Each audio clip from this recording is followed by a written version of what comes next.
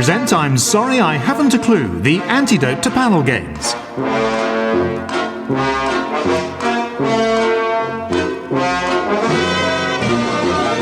At the piano is Colin Sell, and your chairman is Jack D. Hello, and welcome to I'm Sorry I Haven't a Clue. You join us today on a visit to the University City of Exeter. Yes, which is an average 3 hours away from London and 3 average A-levels away from Cambridge.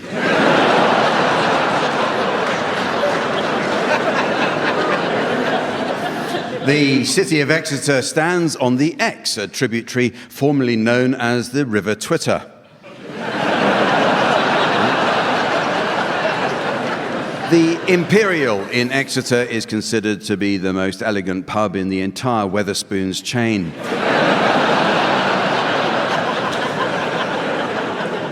Previously a stately home, then a hotel, it features an amazing wrought iron barrel-vaulted orangery. Last year, the pub made the news after Wetherspoons contacted the council to complain that the Imperial was being terrorised by local seagulls. To counter the menace, the council's pest control team suggested an ingenious solution: stop serving them Stella at 10 in the morning. In August 1682, 3 local women known as the Bideford Witches were the last people in the country to be tried for witchcraft-related activities. After the trial, they were hanged at Exeter Prison, then burnt at the stake and subsequently drowned. However, all 3 continued to maintain their innocence and are now happily presenting Loose Women on ITV1.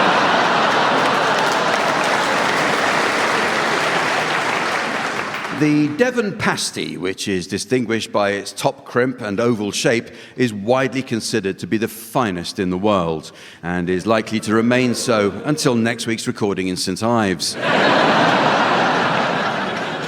Much-loved comedian Tommy Cooper moved to Exeter when he was just 3 years old, and it's where he spent the rest of his childhood. It wasn't until the age of 13 that his parents finally found him. But Tommy Cooper isn't the only comedian to come to Exeter, only to die tragically on stage. Let's meet the teams. On my right, please welcome Tony Hawks and Caroline Quentin. And on my left, Miles Duck and Lee Mack. And taking her place at the desk next to me to enjoy an evening of scoring, please welcome the ever-delightful Samantha.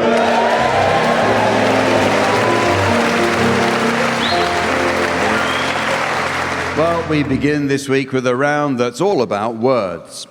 A popular phrase in the West Country is proper job, which is often heard here in Devon, either when a local is congratulating another on a task well done, or when he's dispensing career advice to a tourist who's come here with a dog and a surfboard and never left. Isn't that right, Tony? In this round, each team takes it in turn to exchange a series of words, while the opposing team should challenge if they detect a connection between any of these words, okay? So I'd like you to start exchanging completely unconnected words, Tony and Caroline. Lee and Miles, it's your job to try to spot a connection. If I uphold the challenge, I'll ask you to take over, and so on. So off you go, please, Tony and Caroline. Anachronism. Bilious. Blood. Butter. Druid. Plum. Empty. Lee, plum empty? My plums are empty. Right. Okay. The thing is, Jack, I don't drink anymore. It's the only way I can relax before a show.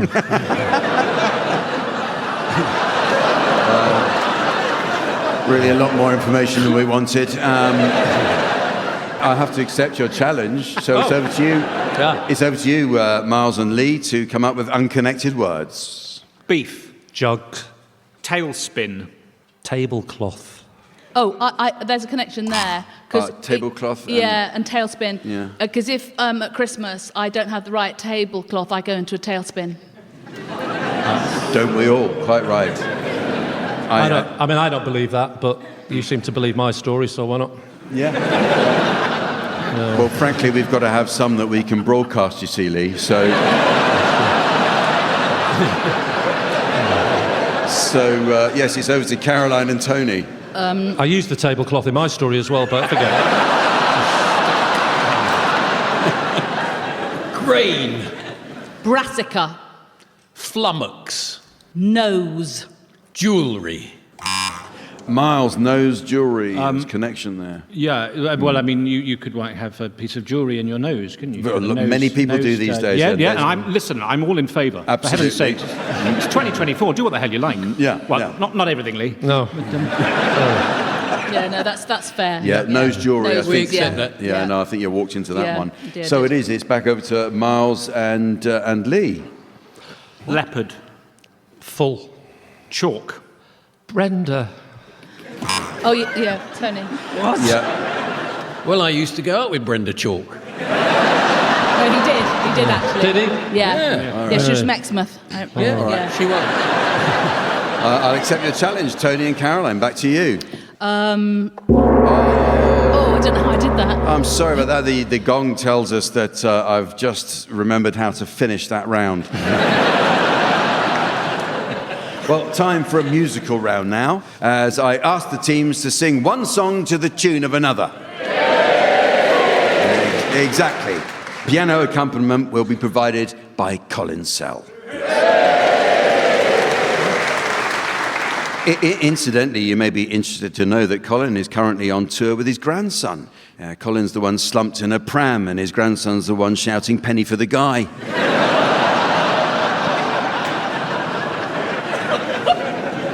Okay, we'll start with you, Caroline Quentin. I'd like you to sing the words of "I Am the Cider Drinker" by the Wurzels to the tune of the lovely "A Whiter Shade of Pale."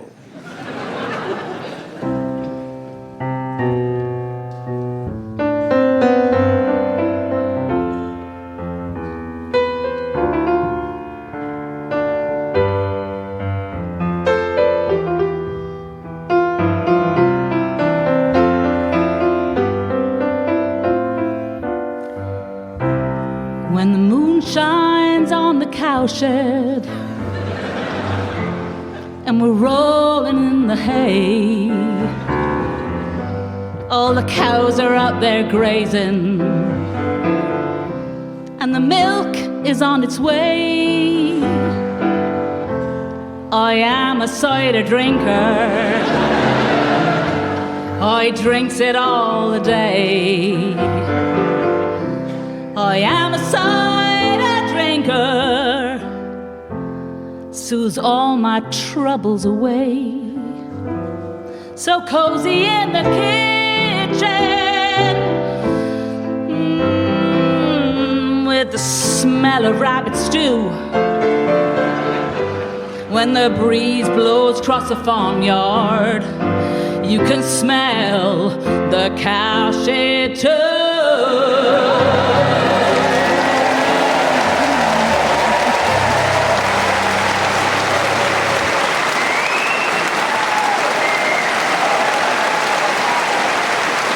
Okay.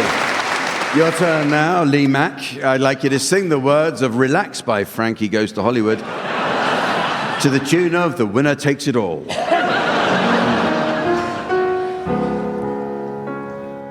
Relax, don't do it. When you want to go to it. Relax, don't do it. When you want to come. So sorry. Relax, don't do it. When you want to suck it, chew it. Relax, don't do it. When you want to come, but shoot it in the right direction. Making it your intention. Live those dreams, scheme those schemes. Got to hit me with those laser beams. I'm coming. Relax, don't do it. When you want to go to it.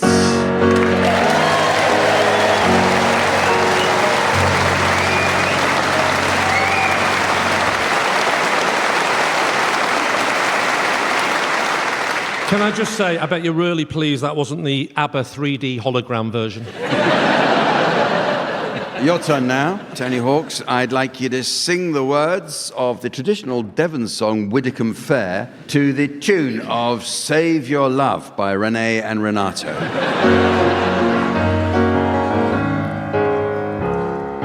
Tom Pierce, lend me your grey mare. All along, down along, out to Longley. For I want to go to Widdicombe Fair with Bill Brewer, Jan Stewart, Pete Gurney, Pete Davey, Don Brennan and Harry Hawke and old Uncle Tom Copley and all. And when shall I see my old grey mare again?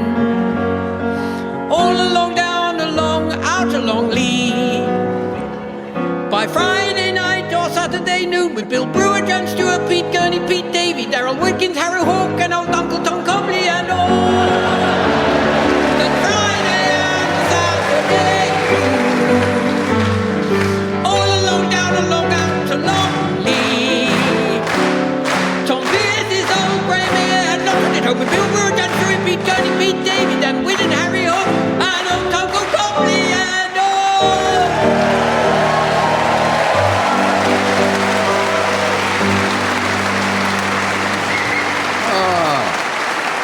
Tony Hawks there, thank you very much, and all the audience here in Exeter clapping along, showing just how little entertainment there must be in this part of the world. Miles Jupp, I'd like you to sing the words of the theme from the TV series Spider-Man to the tune of I Dreamed a Dream from Les Miserables.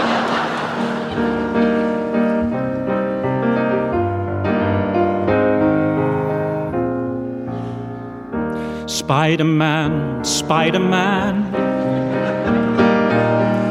does whatever a spider can.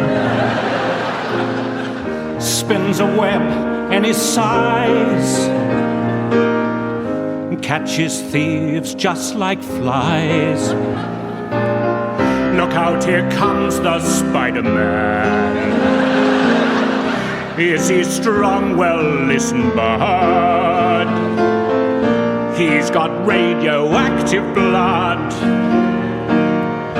Can he swing from a thread? Take a look overhead.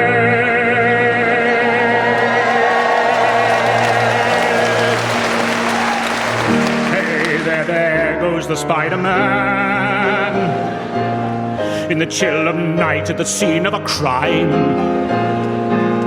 Like a street of light, he arrives on time. Your friendly neighborhood Spider-Man.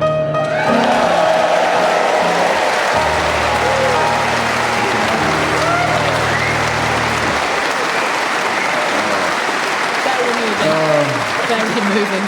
Thank you, Miles. Yeah. Do you need your oxygen? It's just there. Well, the next round is called The Symptoms, and it's all about the world of medicine. Medical scientists have recently identified debilitating flu-like symptoms suffered by many people in Britain today, which they're describing as an allergy to the 21st century, whose causes include centrally heated homes, a clean and germ-free living environment, and work-related stress. I mean, imagine when that eventually hits Plymouth.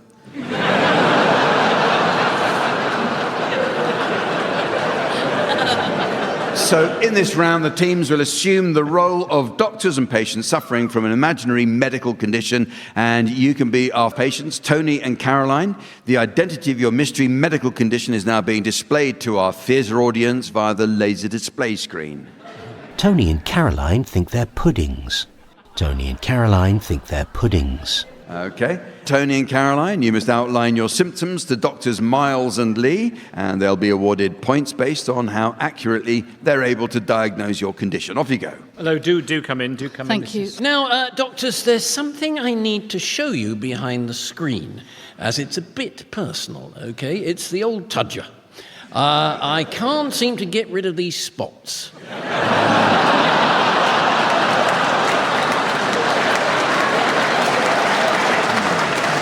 I put cream on and everything. It hasn't worked.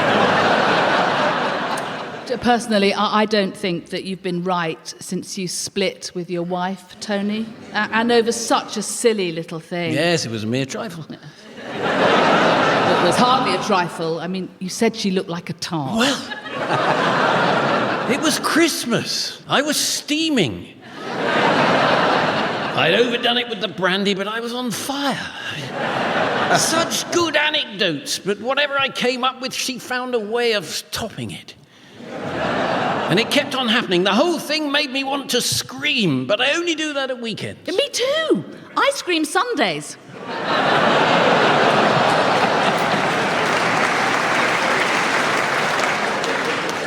We've both got issues, but especially me. I went to Eton and came out a complete mess. Well, chin up. I hear you've been cast as Captain Scott in a new film. Indeed. What a part. What you might call an Arctic role. Well, I hope the reviews are as good as those you got for playing Roger Federer. Oh, yes, the Swiss roll. Finest one of mine. There you go, Doctor. Thank you, Doctor. Yeah, I think I'm going STD. What are you doing?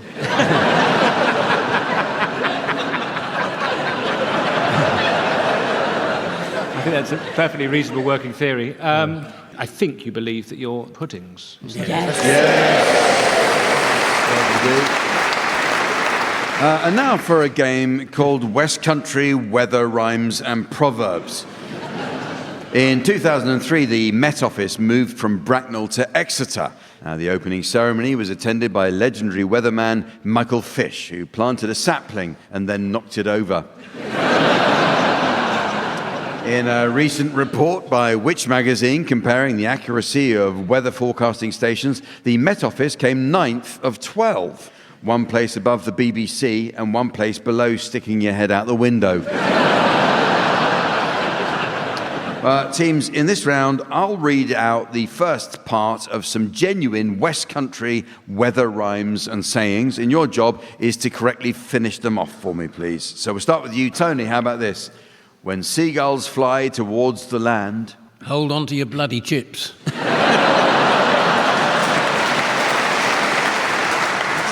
actually finishes, there truly is a storm at hand. But this one, Caroline, finish this for us, will you? If the spring is cold and wet... Then you're in Devon.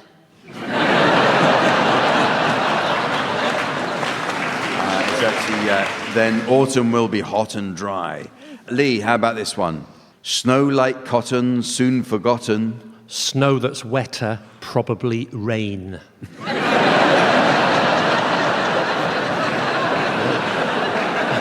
It's snow like meal, expect a great deal. Miles, one for you to finish, please. Rainbow in morning, sailors take warning, rainbow at night. Someone's talking shite.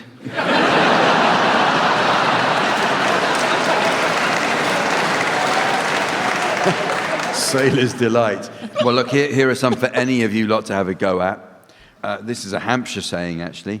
If you can see the Isle of Wight, it's going to rain, but...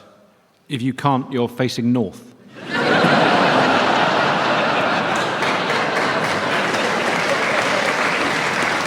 What they do say is, if you can't see it, it's raining. Here's another one. When April blows his horn... He's glad he bought her dinner.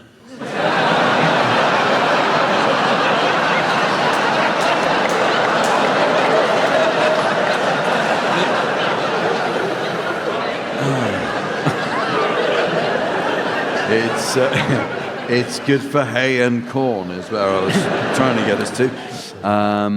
Onion skins very thin, mild winter coming in, but onion skins thick and tough. You might have picked up a coconut.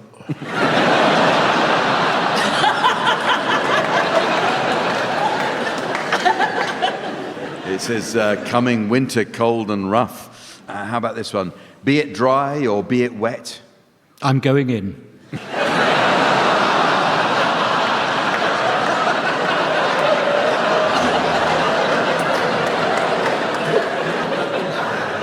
It was meant to end, the weather always pays its debt. Yes, be it Okay. Wow. Well, this next round is all about the skilled art of writing.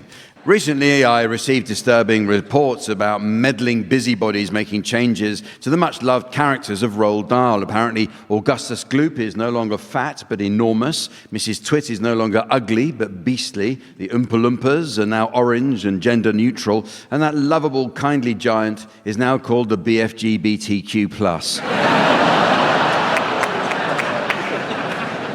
Okay, the teams will now take it in turns to improvise some written correspondence with two players providing one word each at a time. And the subject of your correspondence teams will be an issue of concern to the good people of Exeter. So, audience, can I have suggestions, please, of any causes of complaint that have been troubling the local community? And please don't just shout out Cornwall.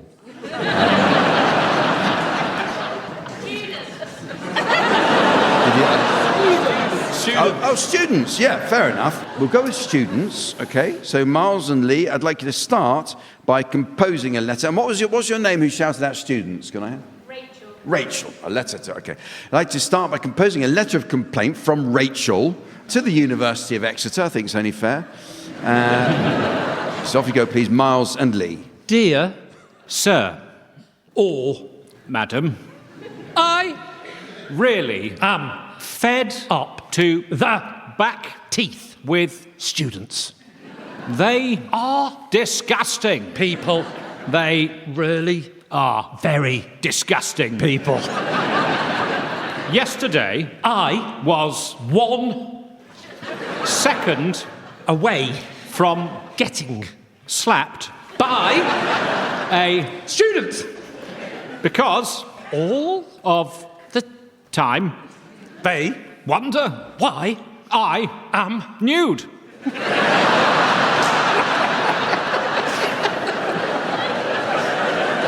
It's obvious why I am nude. It's hot.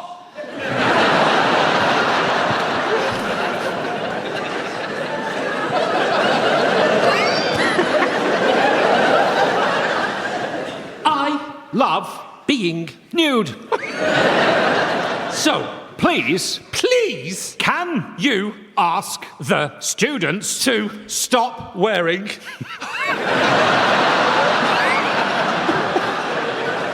their clothes?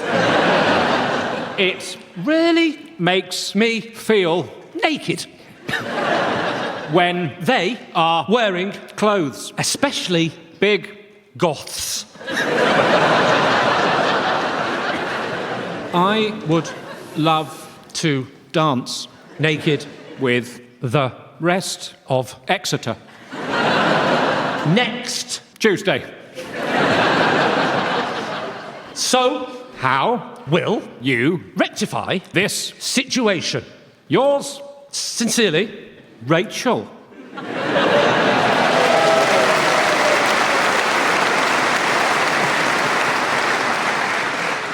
Dear Rachel, you have a pleasant experience happening in your life.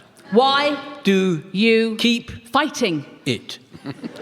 Enjoy, Nudity. embrace, Nudity. hold. My Idea in your head. and remember. Oh!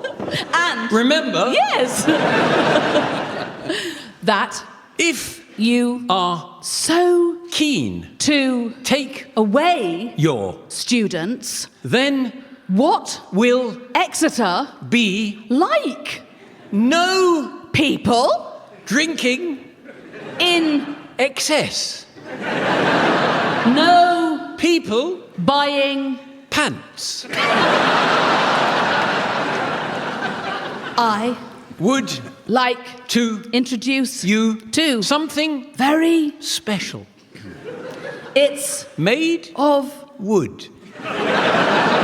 a Large piece of oak which is held in or and never used in anger. Rachel Look Behind. You.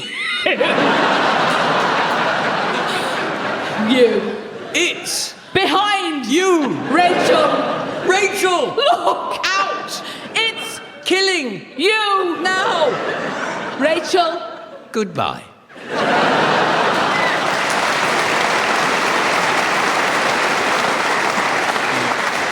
I hope that sorted that out for you, Rachel. It's now time to play a round called IKEA or Bedroom. A recent survey by the Royal College of Midwives revealed that 1 in every 6 babies born in the UK were conceived in an IKEA bed. It's an amazingly high number, especially when you consider how busy those stores get.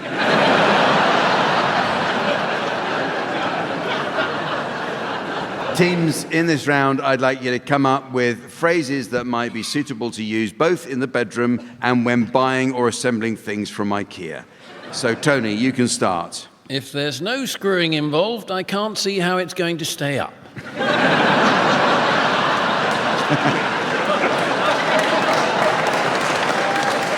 Caroline. This looked bigger online. Lee. Oh, well, I suppose it only cost me 60 quid.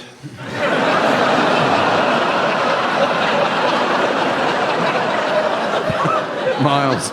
I always find it a bit strange eating here.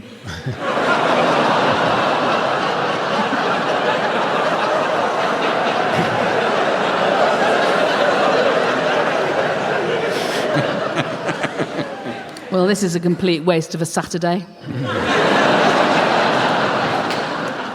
Do we need to get a man to finish this off? Coming in a flat pack wasn't quite what I had in mind. And so, ladies and gentlemen, as the tedious tourists of time meander through the Art Museum of Modernity, before the protesters of perversity begin to empty the Campbell's soup can of calamity over the sacred sunflowers of serenity, I notice it's the end of the show. Yes. So from the team, Samantha, myself, and our audience here in Exeter, it's goodbye. Goodbye. Miles Jupp, Tony Hawks, Caroline Quentin and Lee Mack were being given silly things to do by Jack D, with Colin Sell setting some of them to music. The programme consultants were Fraser Steele and Stephen Dick. And the producer was John Naismith.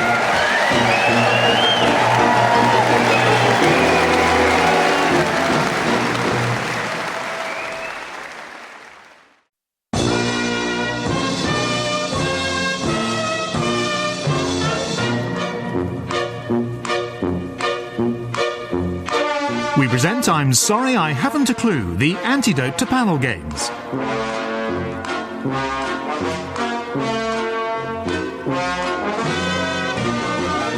At the piano is Colin Sell, and your chairman is Jack D. Hello and welcome to I'm Sorry I Haven't a Clue. This week we're coming to you from Milton Keynes, indisputably the name of a town in Buckinghamshire. The earliest historical mention of Milton Keynes is from the journal of the Roman governor Quintus Veranius. He arrived here from Gaul with the 7th Legion in AD 57 with 500 chariots, 1,000 Nubian slaves, and 200 wagons laden with materials to build a forum and an amphitheatre. Had a look, turned round and went back again.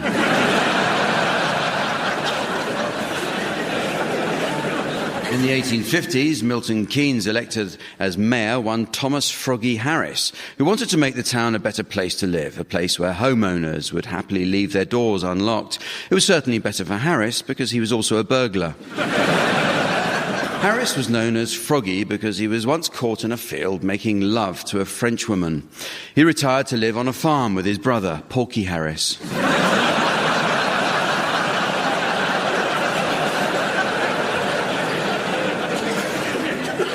The nearby office block, known as Walton Hall, is the headquarters of the National Union of Students. So we should say hello to them. Or, if they're listening to the lunchtime repeat, get up, you lazy bastards.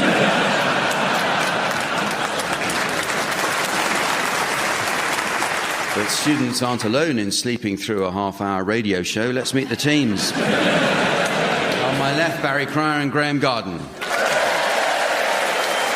And on my right, Tim Brooke Taylor and David Mitchell. And keeping a keen eye on the team's points, please welcome our scorer, the ever-delightful Samantha.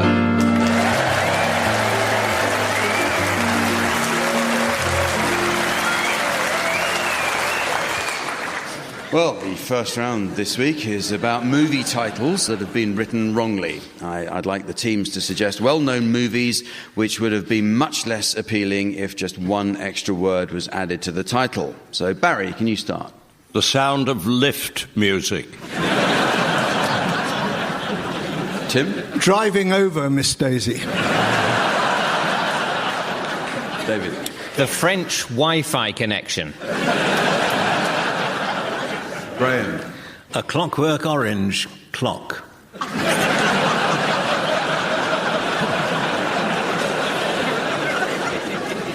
Groundhog Day 2.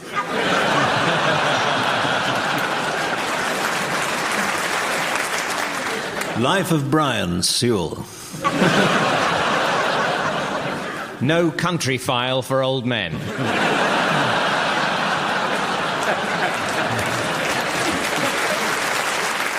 For a few dollars, Roger Moore.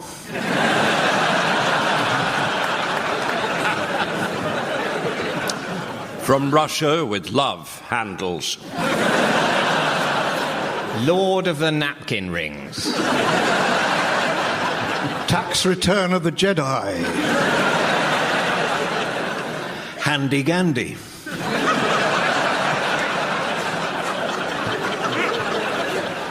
Batman Returns Jumper.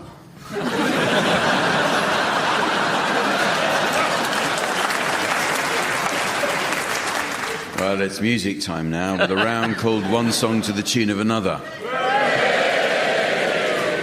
Now, this is where the teams take two songs and mix up the wrong tune with the wrong words. It's a kind of musical dyslexia, so Barry Crash should be good at this. Barry developed trauma-induced dyslexia after he was threatened by a man with a canoe.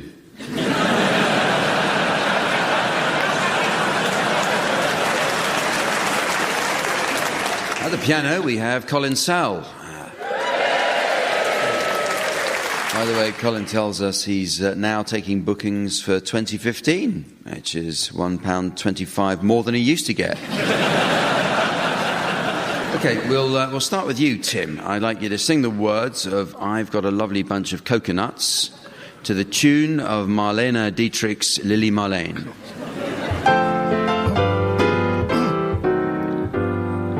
I've got a lovely bunch of coconuts. They're all standing in a row. Big ones, small ones, some as big as your head. Give them a twist, a flick of the wrist. That's what the showman said. I've got a lovely bunch of coconuts. Every ball you throw will make me rich. There stands my wife, the idol of my life, singing roll a bowl, a bowl, a penny a pitch, roll a bowl, a penny a pitch, roll a bowl, roll a bowl, a penny a pitch. Thank you. You now, Barry, I'd like you to sing the words of The Sound of Silence by Simon and Garfunkel to the tune of Down at the Old Bull and Bush. Hello, darkness, my old friend. I've come to talk with you again. Na, na, na, na. A vision softly creeping left its seats while I was sleeping. The vision that was planted in my brain still remains within the sound of silence. In restless dreams I walked alone on narrow streets of cobblestone. Neath the halo of a street lamp I turned my collar to the cold. Na na na na na. Then when my eyes were stabbed by the flash of a neon light that slid, that I touched the sound of silence. In the naked light I saw 10,000 people, maybe more.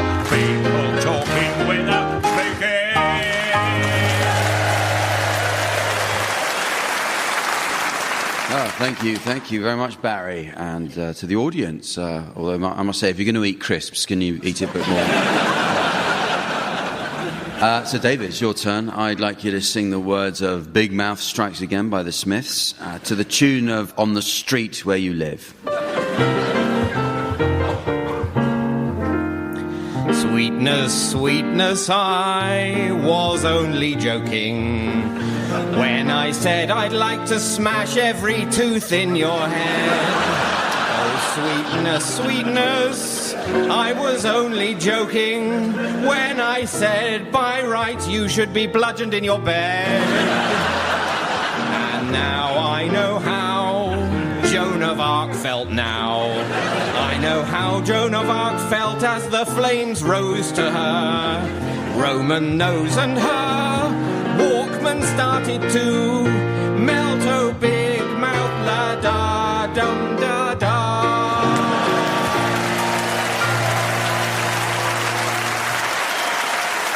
Oh, thank you, David. That was really quite disturbing. Graham, now, I'd like you to sing the words of I'm Too Sexy by Right Said Fred to the tune of Frere Jacques.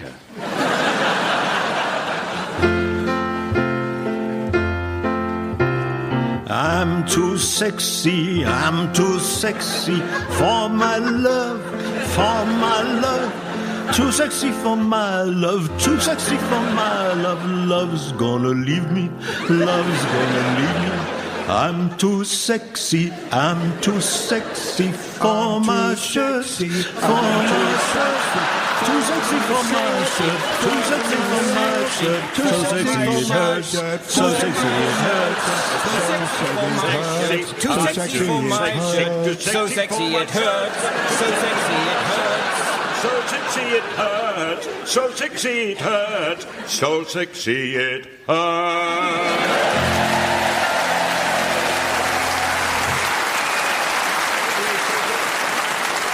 The next game is called Word for Word.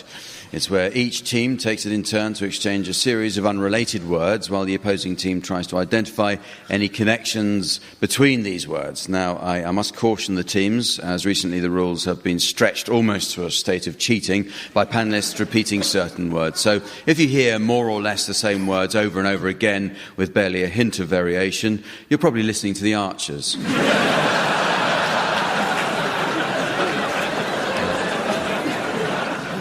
So off you go, Tim and David. Trumpet.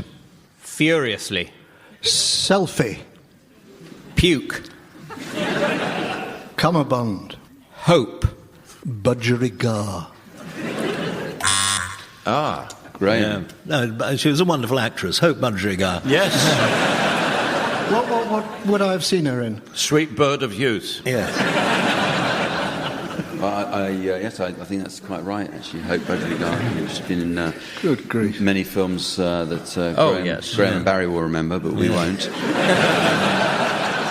So over to you, Graham Barry. Really? Yeah.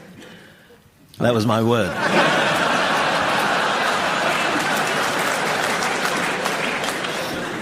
Definitely. Pie. Bucolic. Well, we can't ignore the fact that someone buzzed in there, and it was Graham. And Graham buzzed in before he was about to... Did you notice a connection between the one word that had been said in that round? Yeah, I did. It was the same word. Fair enough. So now you can start again, please, Graham. Now? Yes, please. Oh. That was my...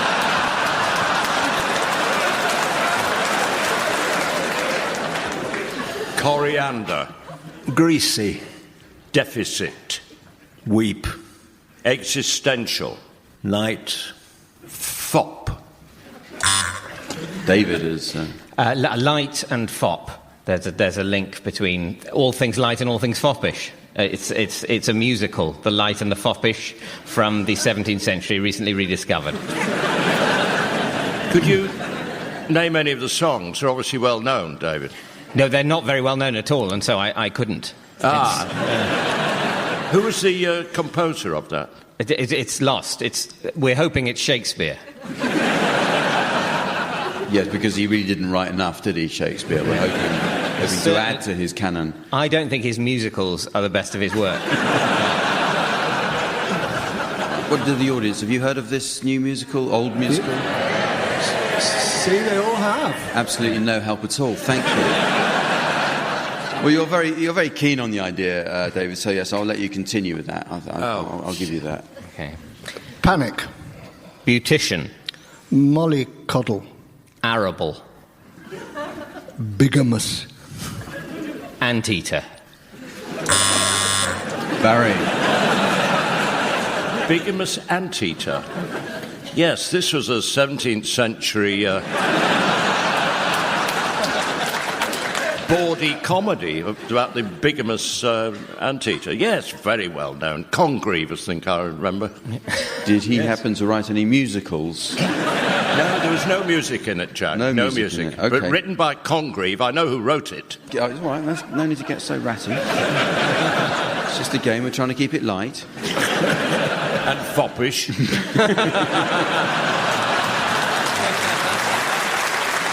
So over to you, Graham and Barry. Oh, come on. Hesitation. I'm sorry. As we're playing the game, I'm just remembering that there needs to be some sort of conclusion or end to it. And I'm realising that it's up to me to finish the game by pressing this button. So at some point I will, just to let you know there is light at the end of the tunnel. A foppish light at the end. Yes. So yeah, Barry and Graham. Turbot.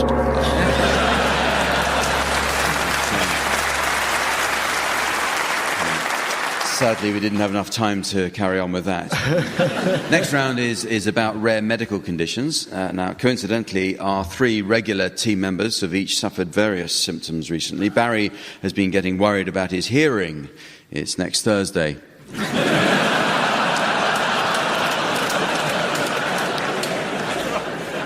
Graham got very angry when he developed schizophrenia, but he tried not to beat himself up about it.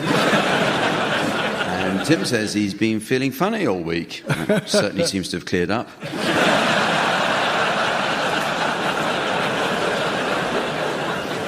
Okay, well, we'll start with you, Tim and David. You're suffering from an unusual medical complaint and have just been called for your appointment with Doctors Barry and Graham.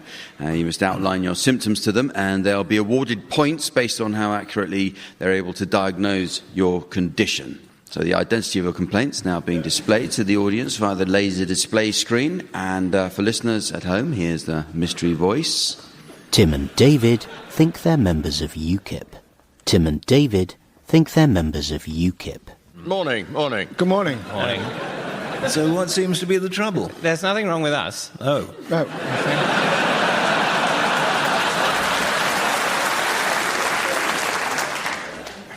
Is there any kind of problem that you are encountering? Well, tell me about it. It's a problem everyone's encountering. Exactly. It's just we're happy to discuss it. Other people aren't. Yeah. It's a problem. We're just talking about it. Is there a political context? Well, if you want to read that into it. Are we allowed to smoke in here? Well, UKIP if you want to, and Yeah, they think they're members of UKIP. That's right. So your turn to be patients now, Barry and Graham, and the identity of your mystery medical condition will now be displayed to the audience, while here again is the mystery voice for listeners at home. Barry and Graham are zombies. Barry and Graham are zombies. Do come in. Thank you. Thank you. Don't sit down. Well, we can't, really. We're just fed up, generally. Yeah. We're not popular. No. Life is dreary. We find life very dreary. We do. Nearly every context when we're out and about, people react badly to us. They do. They're terrible trouble getting a table in a restaurant. That's right. They won't let us on buses. No. And the clothes we wear are not exactly haute couture. Some people have shot at us. Yes. You're like almost everybody I know. Miserable sods, basically. Are you human beings? Oh, yeah. Right. Oh, yes. More or less. And we can't run. We can hardly walk. Barely properly. walk, really. And holding your hands out in front of you is very tiring. It's just misery, actually. We feel more dead than alive We do. sometimes. Do you sometimes... Do you feel like you just want to wrap yourself up in bandages and be protected from the world? No. No. Do you feel... It sort of feels like you've barely woken up all the time. You're in a sort of almost a zombie state.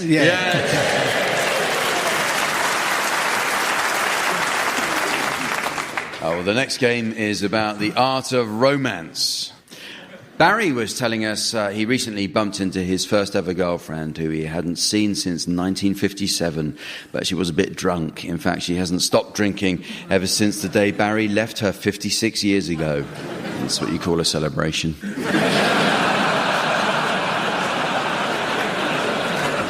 Now, in this round, I'll provide the first part of some examples of romantic literature, which the team should complete in the least romantic manner possible. The first one is for you, Barry, and it's some lines from Melvin Bragg's Time to Dance. There you were, the wonderful female shape, slim, vulnerable shoulders, deep breasts rising on the rather narrow body, flat stomach, sweet, hard curve from ribs to thighs, demanding a palm to sweep down it, shaking out your hair as you stared back. You were the first to hold me tight and say, Tickets, please.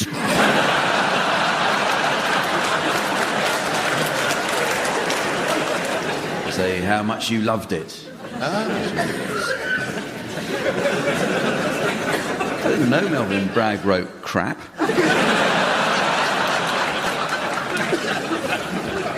Tim, this is for you. It's from Alistair Campbell. I took a deep breath, my hand immobile for a few seconds, just holding a breast that had fed so many fantasies, so much frustration. I gripped the expensive fabric of her green dress in my two hands, and I tore it. With a shimmer, the silk fell away to her waist. It was the first time I had seen Anne Widdecombe's scorpion tattoo.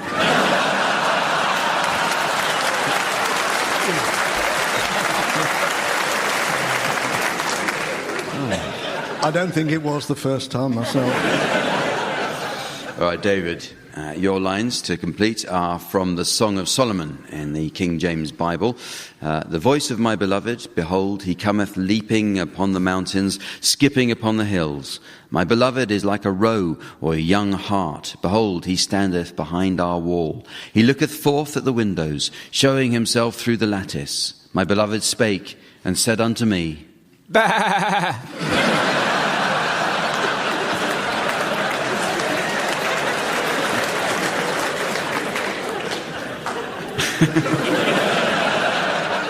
It's actually rise up, my love, my fair one, and come away.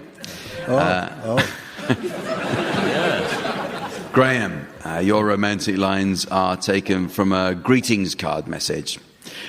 Roses are red, daffodils are yellow. I just want to say... They match your eyes and teeth.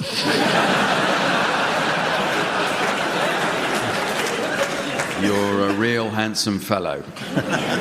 Back to you, Barry, and it's another one from a greetings card message. Your hair is brown, your eyes are blue. Have I told you lately? I'm overdue.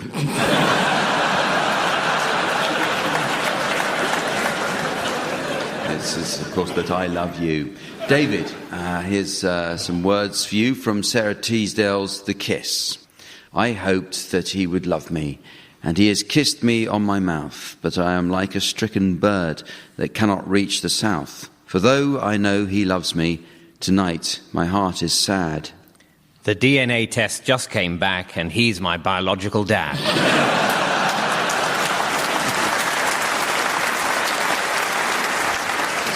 His kiss was not so wonderful as all the dreams I had. Graham, greetings card again for you. I've known men that make me cry. I didn't want to give love another try. You told me gently to let it go. And now it's time to let you know. I have just gently let one go.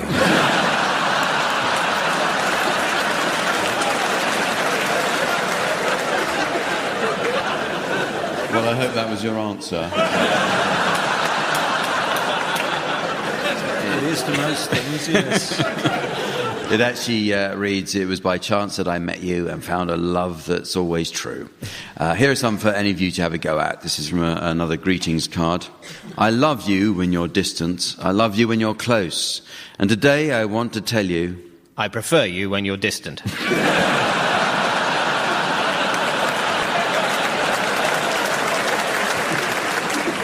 Actually, you're the one I love most.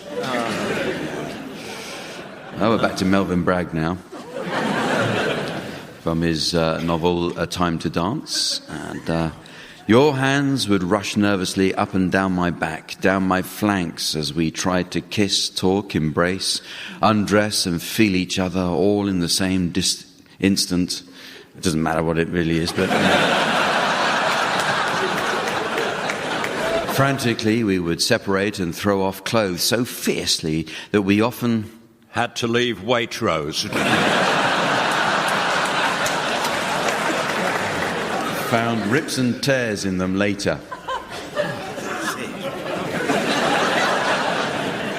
Greetings card message here. You're amazingly gorgeous. I love you to bits. I'm stroking your hair as I gaze at your knits.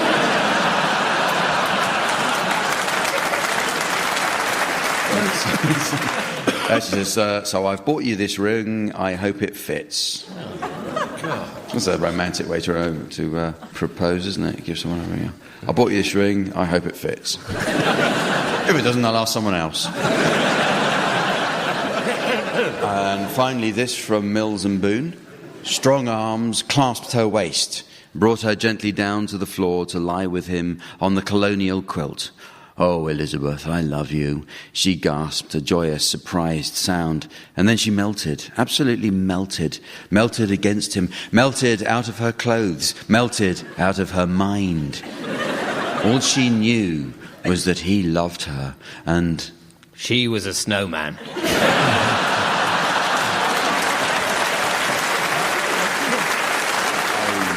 I could read you what it really is, but it's such rubbish. Yes, well, it is very nearly the end of the show, but there is just time for a round that will appeal to food lovers. Incidentally, there are some seasonal recipes on our website, including one for Nigella Lawson's Christmas Cake. Cake.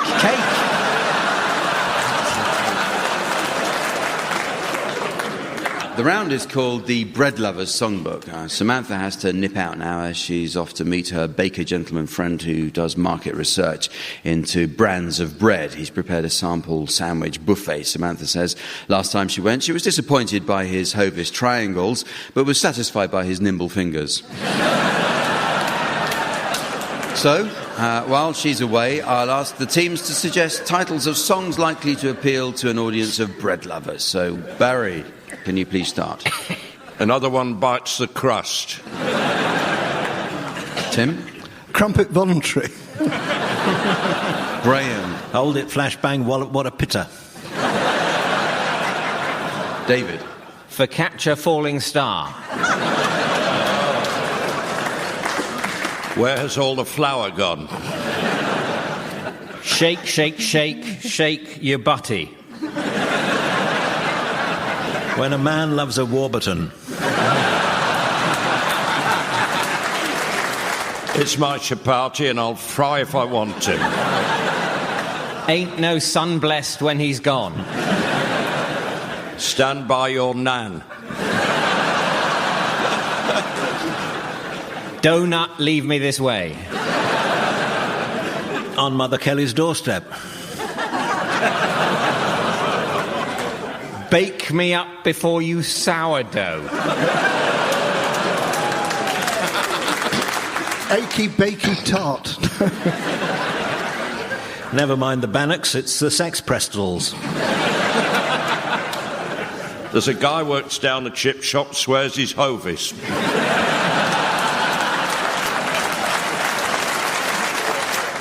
So, ladies and gentlemen, as the great white shark of time noses around the corals of eternity and terrified punters flee from a shark-infested betting shop, I notice it's the end of the show. So from the team, Samantha, myself and our audience here in Milton Keynes, it's goodbye. Goodbye.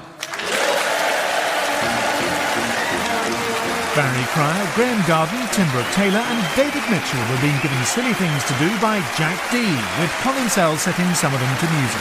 The programme consultant was Ian Pattinson and the producer was John Naismith.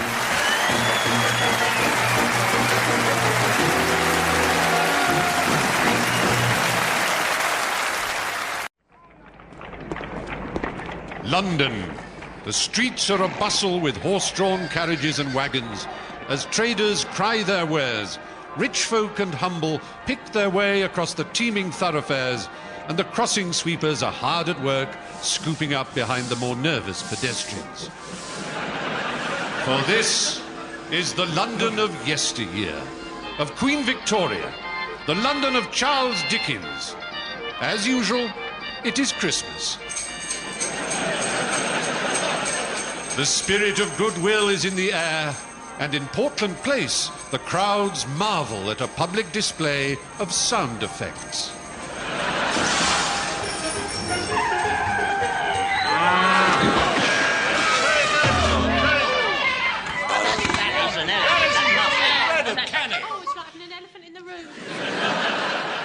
But come away, dear listener, away from the cheery lights and merry throng, away to this dismal street, where we find a gloomy shopfront identified in grimy lettering as the Music Emporium. Although it is Christmas, the establishment shows no sign of festivity, and within its dank interior, sitting muttering to himself at his miserable desk, we find the proprietor. None other than Ebenezer Scrumph. Christmas? Don't talk to me about Christmas. Yes, I wasn't talking to you. If you're not going to buy anything, get out of the shop. Never had this trouble with Harry Potter. Anyway, yes. One dusty corner of the premises is labelled Piano Department, and at the piano sits Scrump's penniless clerk, Colin Crotchet. Dressed in shabby clothes and thin as a rake, Colin is very poor. So you've heard him play?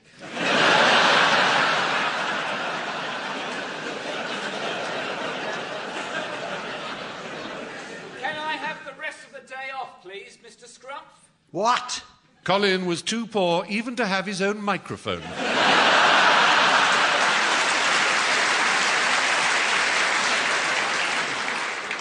Rest of the day off? No. But you can take a short break. Oh, thank you. Right, back to work. We have business to do. Look, customers. Hello, Scrumph. Nice to see you, Scrumph. Oh, it's Tim, Barry and Graham. I didn't expect the three wittiest men in all London. And how right I was. What do you want? We are set upon purchasing some music we can play. Then let me direct you to Mr. Crotchet. Incidentally, it may interest you to know that Colin has recently returned from a tour of Mexico where everyone was talking about his sheet music.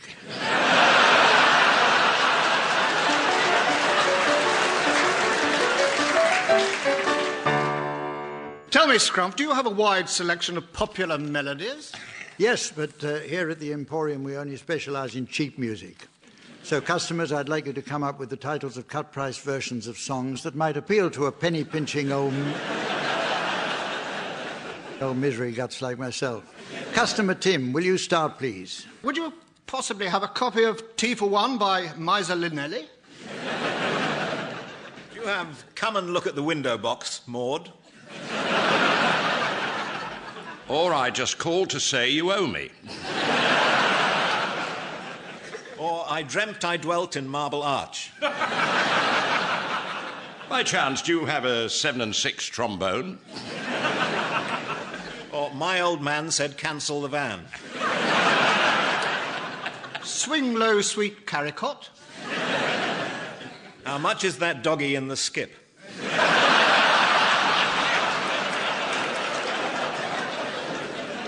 What luck.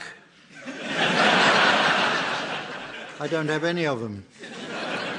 But before you go, was it you lot who spilt a gallon of black paint just outside the shop entrance? A gallon of black paint? Outside the shop? Oh, dear, yes, it was. I'm so sorry. Oh, sorry. Well, be off with you, and never darken my doorstep again. How are we going? Merry Christmas! Merry Christmas! Ah, peace at last. Merry Christmas! Merry Christmas! Hurrah! Compliments of the season. Oh, what fresh hell is this? The carol singers, Scrumpf. Carol singers? And am I to suppose you're going to accompany them? I am. Oh, well, all right, as long as they don't sound Christmassy. Tell them they'll have to sing the words of one carol to the tune of something else.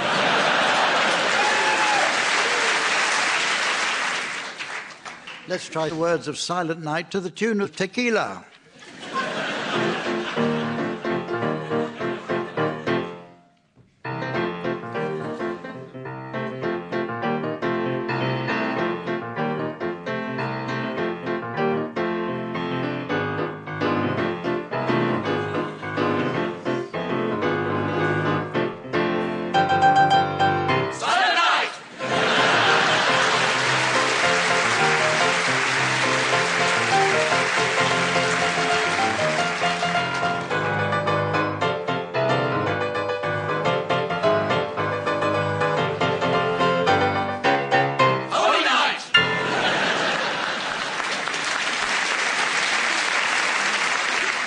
As the music died away, Scrumpf stood for a moment with a contented smile upon his face, then took out the earplugs.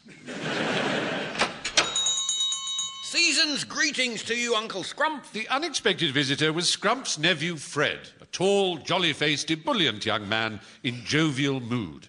Fred had a prosperous look about him, having made his fortune from the sales of his travel book, Around Iceland in a Fridge. What do you want, nephew? I've come to invite you to join the family for our Christmas jollifications. Can't think of anything worse. Yes, I can. Swanee Kazoo. Come now, Uncle, you'll enjoy it. This year we're having a grand Christmas ball at the city's trendiest nightclub, the Bar Humbug. Bar Humbug? Christmas. The party wouldn't be the same without you, Uncle Scrumpf. Is it true that you keep a trumpet locked away in a cupboard which you never, ever play in public? Yes. Good. In that case, you'd be more than welcome. And I can promise you a goose. Tempting. But my housemaid Samantha takes care of that sort of thing. The lovely Samantha. Where is the little temptress? She's just popped out to get the price of a meal in exchange for a fiddle.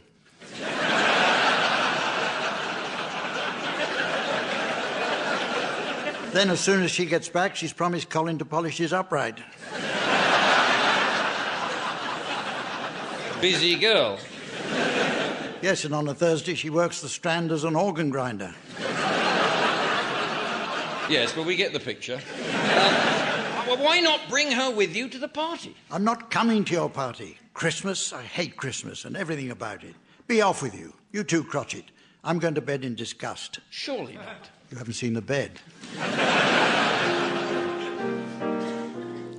And so, in a foul mood, Scrumpf made his way upstairs to his frugal chamber, where he soon found himself between the sheets.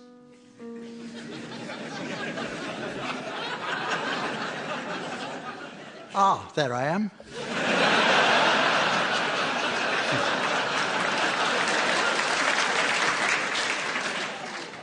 But sleep, like laughs, would not come easily that night.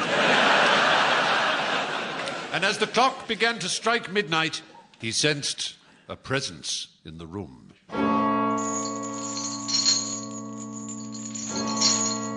Ooh. Samantha? I've told you before not to bring them home. But he was mistaken, for it was not the delightful Samantha. Oh, no. Looming out of the darkness appeared the figure of a man whose funeral garments and ghastly face were only too familiar to Scrumph. It was the figure of his deceased partner, the late Jacob Marley.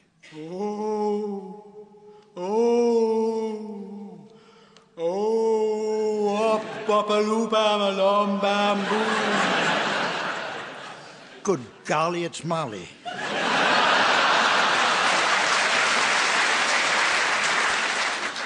Yes, it is I, your late partner, in life even more grasping and miserable than yourself. But now, in this afterlife, I must pay the price. I have come back to warn you, Ebenezer Scrumph, and what you shall hear will curdle your blood and chill the marrow in your bones. You're not going to sing, are you? Yes, I am. In that case, I'd like you to sing along with some well-known songs in the game known as Pick Up Phonograph. My housemaid Samantha went along to the wax cylinder lending library earlier to see the kindly old archivists who haven't been too well of late. Their lungs are becoming affected by the notorious London pea soupers, and they were worried their panting and coughing might rankle with Samantha. However, she assured them there's no problem. She says she'll let them know if sitting there with the noise of coughs and pants around her rankles.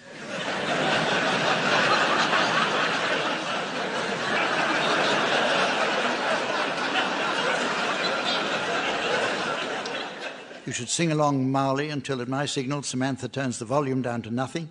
If on its return you're within a midge's minimum of the original, I'll be awarding points. And points mean prizes. What does moronic bellowing mean?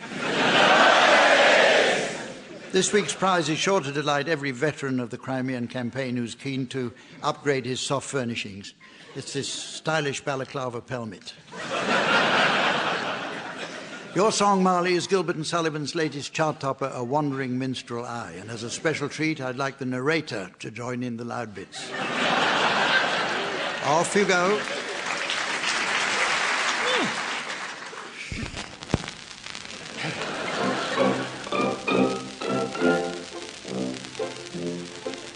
A wandering minstrel eye, a thing of shreds and patches, of ballad songs and snatches. Did you just say and snatches? Dreamy lullaby. My catalogue is long through every passion ranging, and to your humours changing, I tune my supple song. I tune my supple song.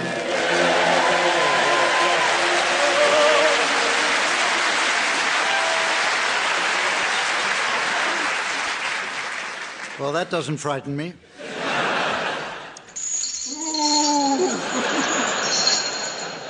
Ebenezer Scrumph, you will be visited this night by 3 phantoms. The ghosts will warn you to mend your ways, or else you will end up like me. Ooh!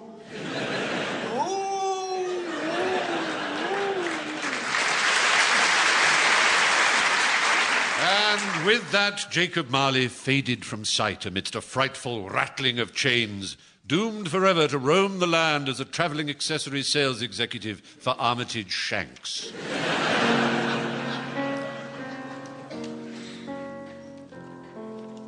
But still sleep would not come. Scrumph tossed and turned, and a lovely salad it was too, but he had no appetite. Then, as the clock struck midnight, another visitor appeared at his bedside.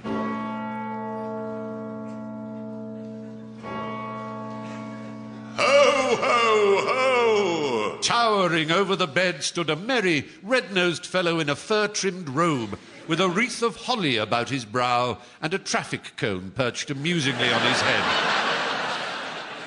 Ho, ho, ho! I am the ghost of Christmas Pissed.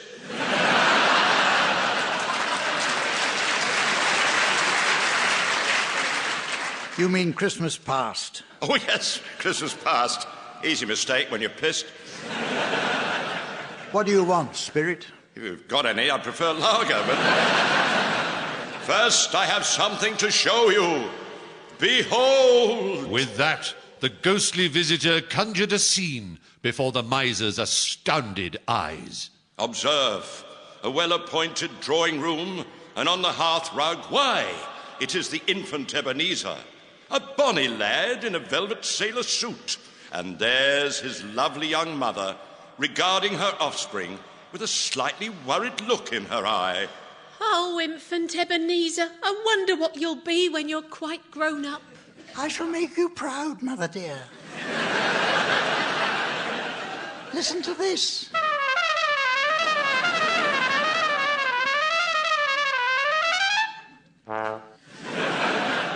How clever. I think it's time we bought you a trumpet.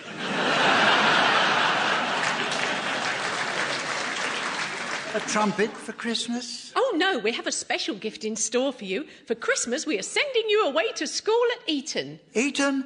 Oh, Mother, will I be bullied? In that velvet sailor suit, I'd put money on it.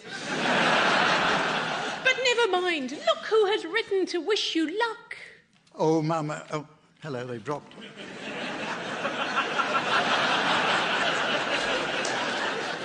Oh, Mama, a letter.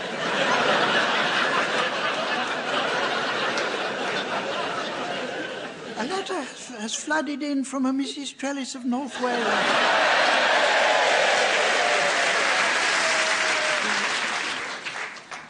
Dear Sherlock, here's a mystery for you. Why do you wear such a bloody stupid hat? I remain your obedient servant, Mrs. Trellis. The years fly past in a twinkling, and now we see the lad at Eton College.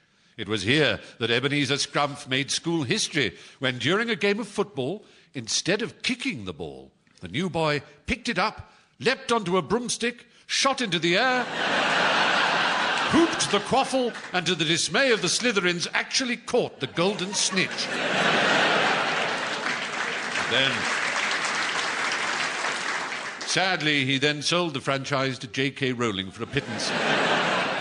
Not that I'm complaining. Nevertheless, his school career went from strength to strength. Dear Mrs. Trellis, you'll be pleased to hear I'm now a god in pop, though yesterday I got a rip for failing to tip the beak, and I caught a fag eating my sock on mess pots. P.S. I failed my English language exam again. P.P.S. I wish I could get rid of this itch.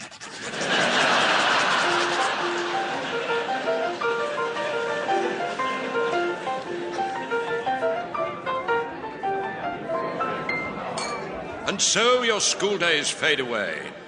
See yourself now, Scrumph, a young man in your first employment, working at the Top Hat Warehouse in Wapping for Mr. and Mrs. Toxywig.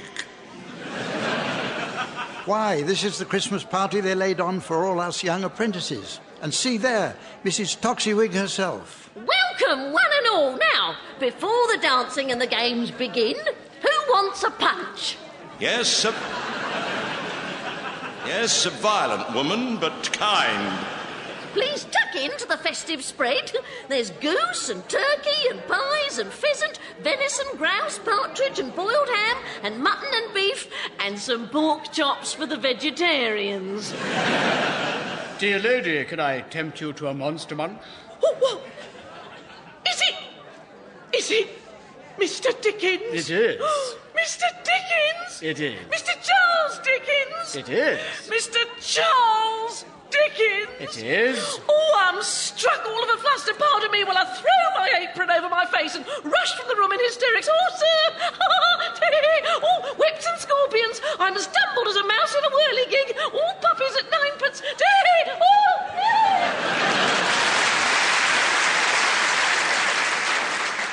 Dear God, and they ask me where I get my ideas from.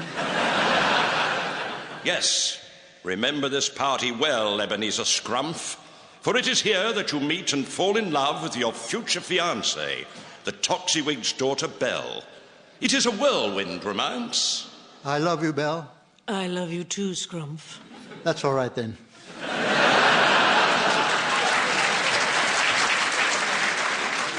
And what a couple you make. Belle as pretty a picture of virtue and innocence as one might ever hope to see. And you, young Scrumph, the pinnacle of elegance. From your stovepipe hat to your drainpipe trousers, a credit to your ironmonger. But, those happy days were not to last. Oh. Now the ghost takes the fearful miser by the hand to confront him with the vision of the day it all went wrong. See, we are at the newly built Albert Hall, and on this day, the crowds are gathered for the Christmas finals of the British Empire Mornington Crescent Tournament.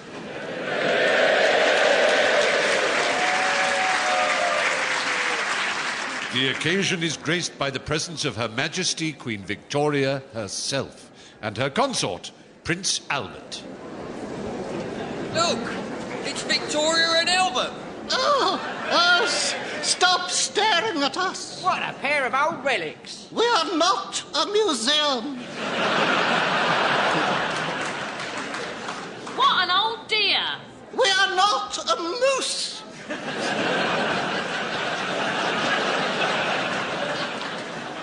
Oh, but that dress, it makes her look like a small street with stables in it.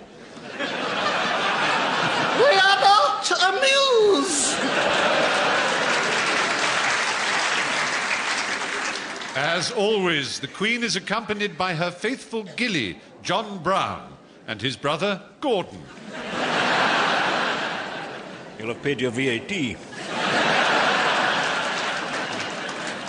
Now, I must introduce the grand final to be played out between the reigning Mornington Crescent champion, Mr. Ebenezer Scrumph, and my very own Prince Albert.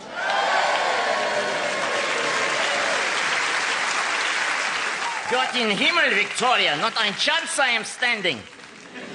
You can do it, Albert, but only if you win.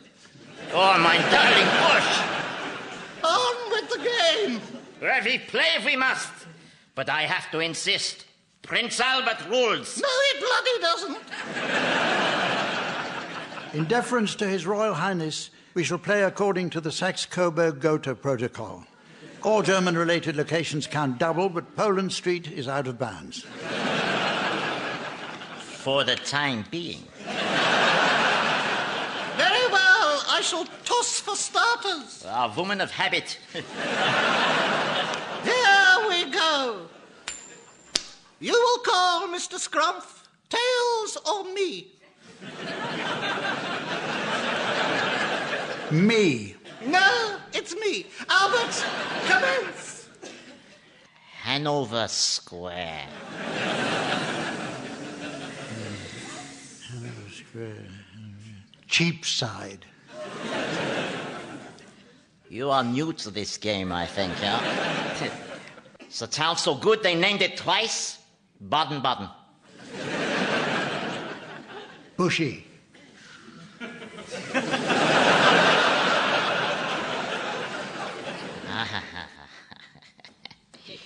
Elephant und Kassel. Aha. More. Yes. More. Yes. Morning. Yes. Maid of Ale.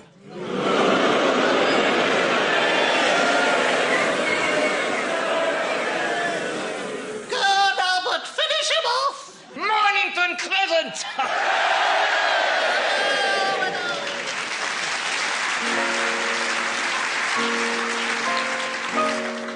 Dear listener, pity poor Scrumph, miserable, dejected, suffering who knows what torments.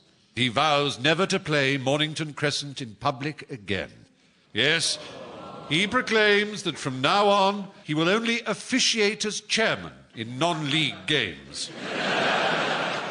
Everybody is stunned. I'm stunned, so is everybody else.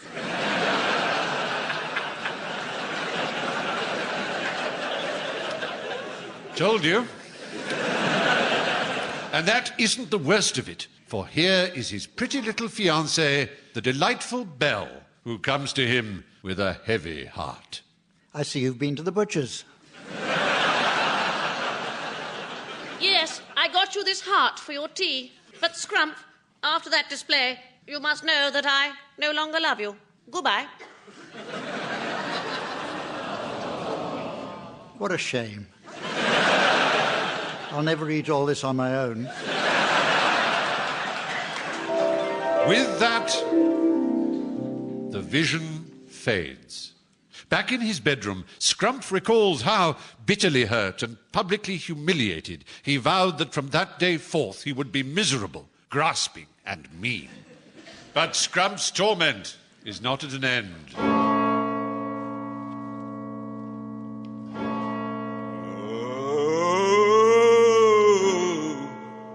Not another one. The eerie sound comes from within an old stocking that hangs by the fireplace.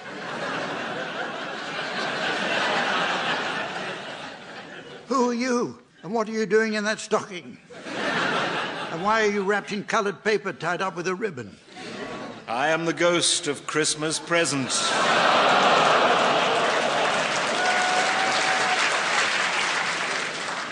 Yes, they say the old ones are the best. And as usual, they're wrong. Time for another visitation, and it's my turn to whisk you off. Samantha shall hear of this. Behold! We are walking in the air. Don't sing. Now you shall see how all over the world, even the poorest, humblest folk are celebrating the joys of Yuletide. In the dining hall of the grim orphanage, a stern-faced beadle watches the approach of a plucky little waif. You met the waif?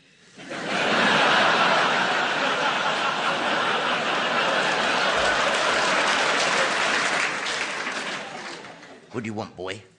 Please, sir, I want some more. More? More? Yes, please. Right, one jumbo turkey burger with cranberry relish and extra gherkin. Do you want fries with that? No, sir, for I am on the Atkins diet. Oh, poor little mite. Not long for this world.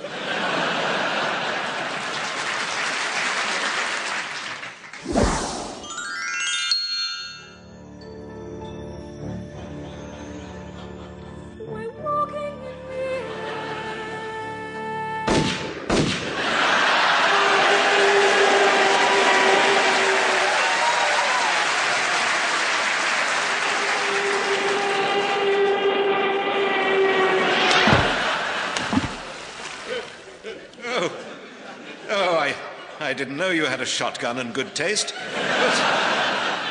But look down there. In a storm-tossed sea, Scrump is shown the pranksome merrymaking of a pair of humble lighthouse keepers. Merry Christmas, lighthouse keeper Jack. Merry Christmas, lighthouse keeper Hannibal. What's for dinner?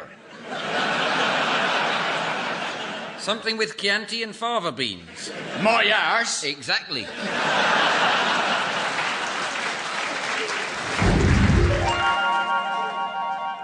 What miserable place are you showing me now? Ebenezer Scrump, before you was the household of your clerk, Colin Crotchet.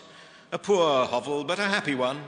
Look, there is Mrs. Crotchet, up to her elbows in the wash tub, wearily engaged in the endless chore of scrubbing her forearms.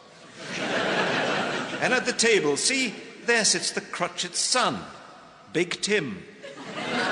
Here, Mum, I'm starving, I am. When's Dad getting home with the Christmas whittles? Have patience, Big Tim. Papa will be home directly. Good evening, one and all.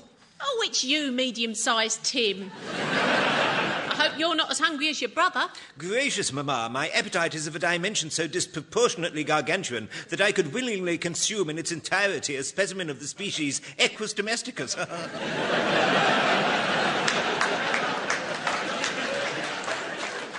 Thinks. I hope my husband never finds out about me and that encyclopedia salesman. Now,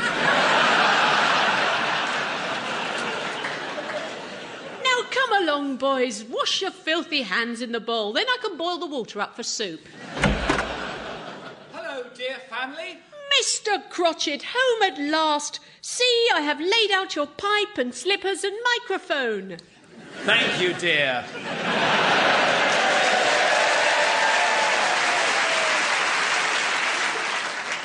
Hello, Dad. Hello, Peter. Hello, boys.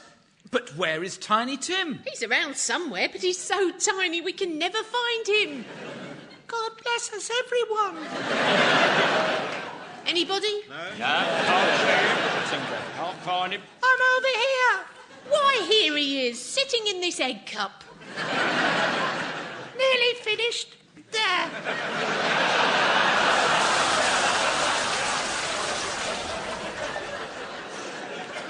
A flushing egg cup?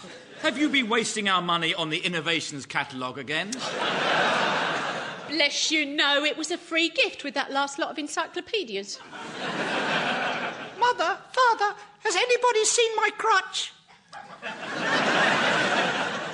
We've all seen it, dear. Why do you think we call you Tiny Tim? Do yourself up, boy.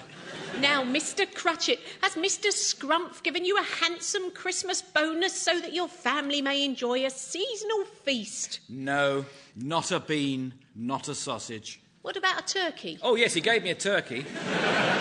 But it was so small, it fell out through a hole in my pocket. Why, the devilish old skinflint. He condemns us to yet another miserable Yuletide of poverty and hunger. Don't despair, dear family. I'm always here to cheer you up. I say, why do demons and ghouls get on so well together? Why? Because demons are a ghoul's best friend. What do you call a ghost's mother and father? Go on then. Transparents. What? That is good. What kind of monster can sit on your fingertip? No. A bogeyman.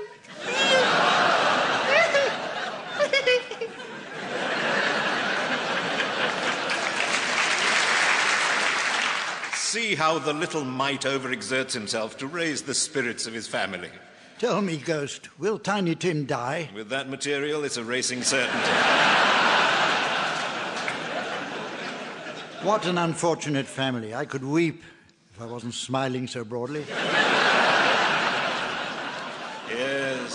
Yes, poverty is a great source of evil, as you shall see from these two allegorical figures. With that, the spirit revealed two dreadful children, eyes staring from hollow sockets, thin, sharp, bony fingers grasping, and all the time a hideous mewling issuing from their thin lips. This child is named Want, and the other one is Deck.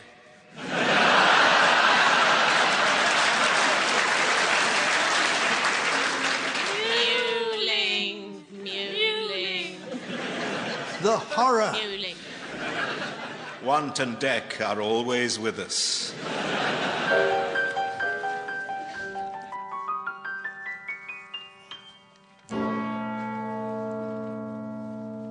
Once again, the clock strikes 5 past midnight. The ghosts of Christmas past and Christmas present have come and gone, but now another spectre appears. The cowled figure stands motionless and in silence.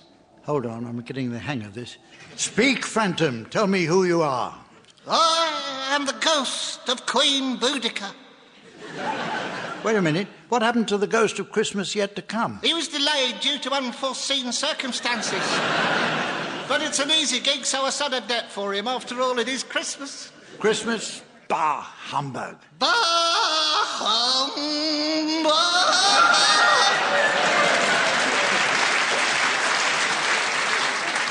You know, you sound remarkably like Queen Victoria. 2 for the price of 1. I'm on special offer. Now, let's get down to business.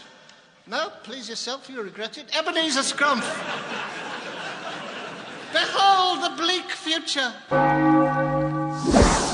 Why, it's my old music shop. even more run-down and dismal than before? Because next door is a bright new music shop. I say, Barry, our bright new music shop is doing a roaring trade, and no mistake. I agree, Tony. Business is booming. See how the customers flock to your rivals, Boozy and Hawks.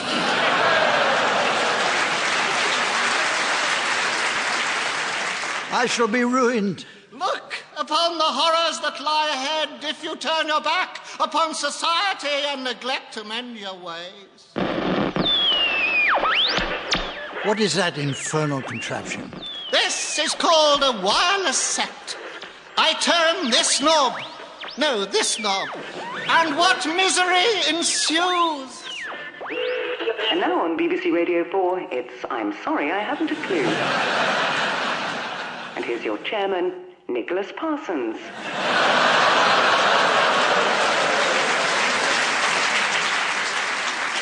And there's worse. There's the extended version of quote-unquote. And rolling 24-hour you and yours. And there's even worse than that. Where are we now? What is this grim and forbidding building? Is it the Fleet Prison? No, it is the BBC. And inside the governors are planning their schedules. Perhaps you'd like to help. Good idea. Right, governors.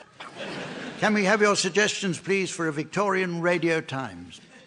There's a saucy late-night one here on Channel 4, v. Oscar Wilde. And we have Ibiza covered. I'm a British soldier in the black hole of Calcutta. Get me out of here. Can't cook, don't have to cook. Cook will cook.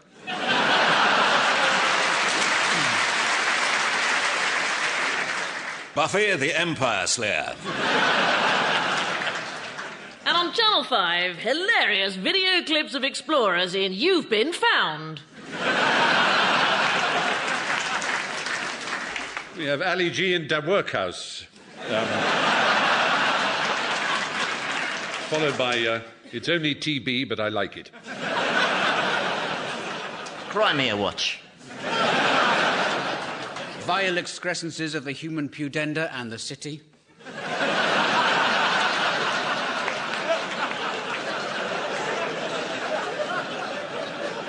EastEnders. In tonight's episode, Jack the Ripper wants a word with Phil Mitchell. Have I got Zulus for you?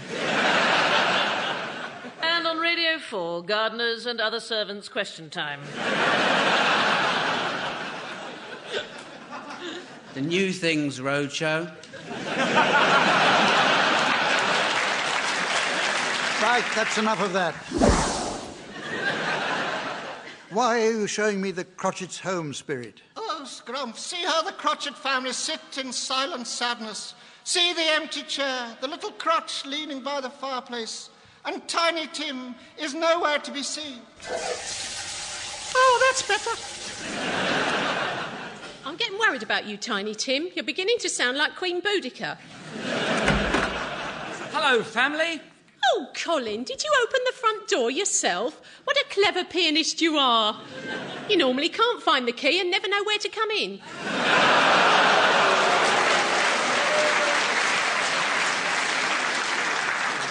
I'll have you know, my Rachmaninoff recital went incredibly well last night. I always said your music had magical powers. Remember the time you made that blind man deaf? Yes.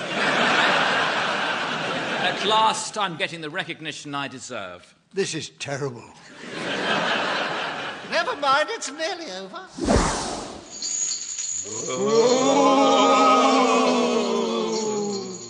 Oh, it's Jacob Marley and the Wailers. Ebenezer Scrumph, I hope you have learnt your lesson. Never mix the grain with the grape, unless you're making muesli.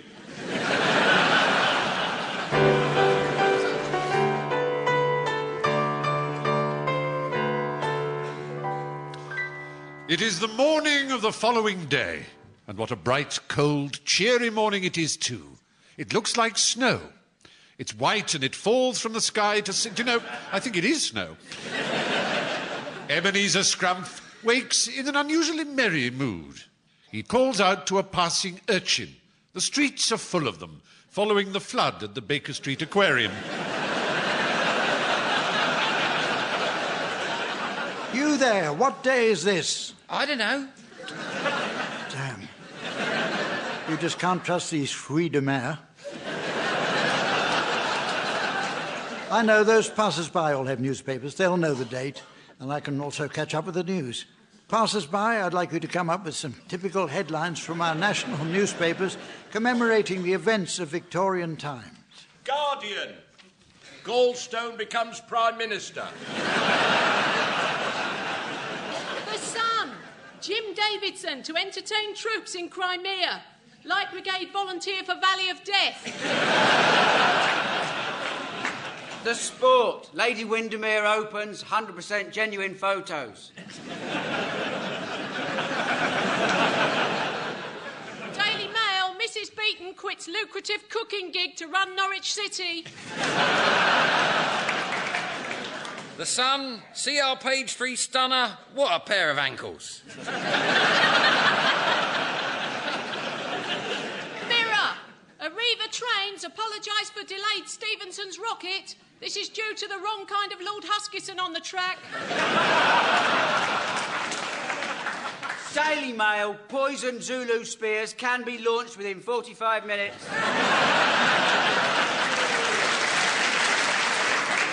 Manufacturer recalls thousands of penny-farthing bicycles after one wheel found to be ludicrously bigger than the other. I can't think how we missed it, says Quality Control Manager.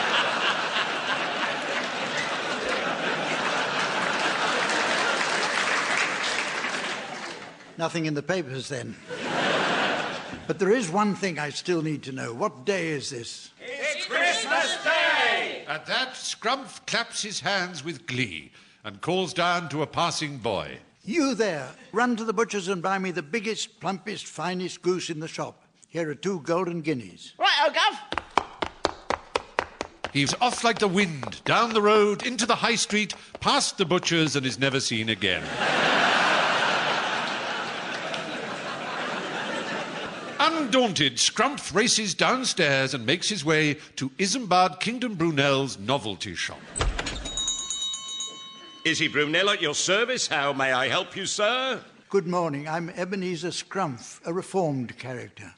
I wish to buy a wide range of gifts. My staff will be happy to assist you just as soon as you've got dressed. Oh, I seem to have come out in my nightgown. Yeah, they do have a habit of popping open.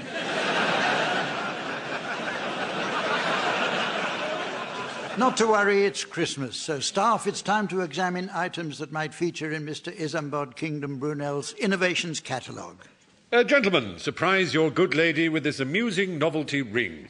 By kind permission of the inventor, His Royal Highness Prince Albert. Actual size may vary. For the busy man about town, the combined top hat and travelling commode.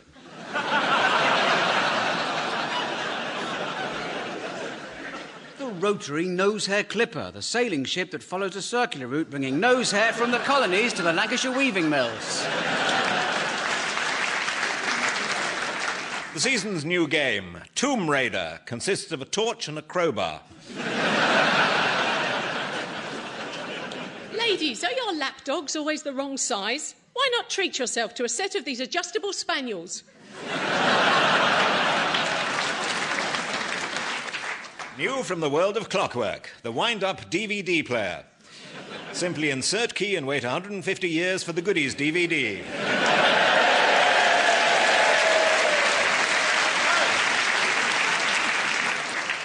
But while Scrumph gleefully makes his purchases, not far away, at the home of the Crotchets, Colin and his family sit around their pathetic Christmas spread.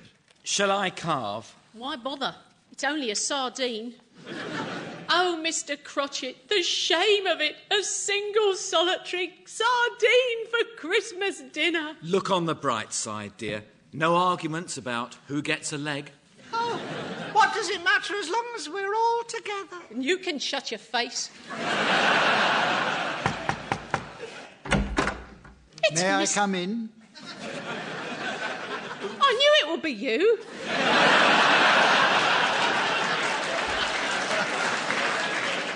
It's Mr. Scrump, and his arms are laden with gifts. Yes, I simply had to come round to wish you all a very Merry Christmas. What? Come and sit you down. I'll move these encyclopedias. What's this, a sardine?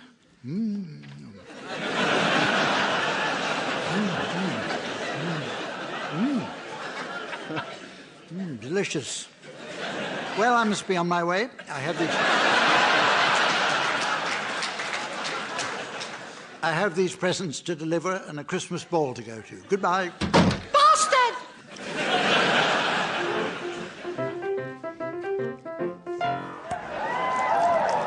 And wonder of wonders, we now see the old tight-fist Ebenezer Scrumph kicking up his heels and having a high old time at his nephew Fred's grand Christmas ball at that trendiest of night spots, the Bar Humbug. And what a party it is. The men trying on each other's top hats and the women comparing their Miriam Margolyes impressions. Great party, Fred. Glad to see you having fun, Uncle. What's this? Is your lovely housemaid Samantha not with you? No, sadly, Samantha is suffering from housemaid's knee in both legs. I'm sorry to hear it. No, it's all right. Knees apart, she can't be faulted.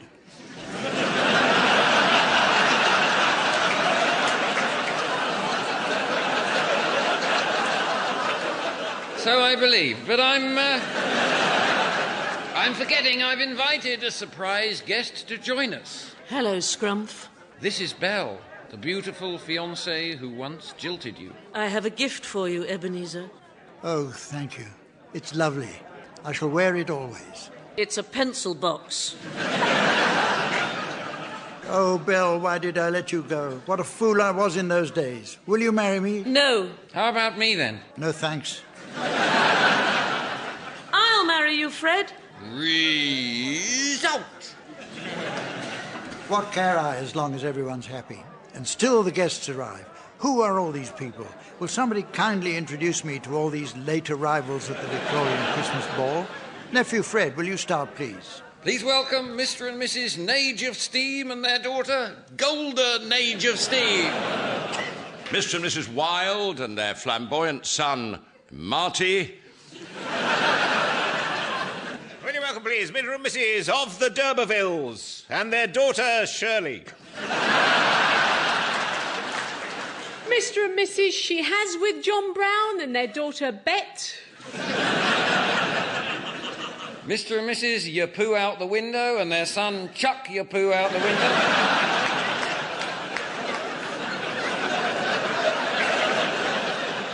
From Ireland, Mr. and Mrs. O'Prussian War 1870 to 71 and their son, Frank O'Prussian War 1870 to 71.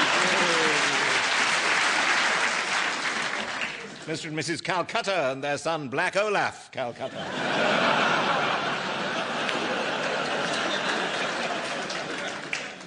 Mrs. That boy up the chimney, would you, and her father, Pop. Mr. and Mrs. Glow Egyptian War 1882 and their daughter Anne Glow Egyptian War 1882. And will you welcome Mrs. Bennett? I cannot believe our daughter is to marry Mr. Darcy.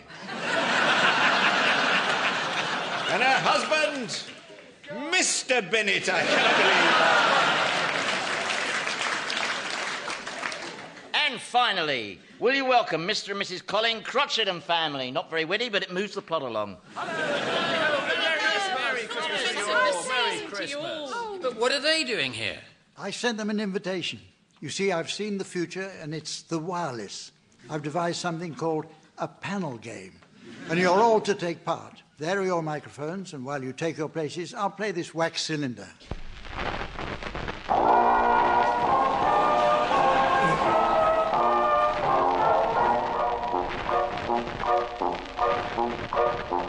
It's, I'm sorry, I haven't a clue. A panel game. At the piano is Colin Crotchet, and your chairman is Ebenezer Scrumph.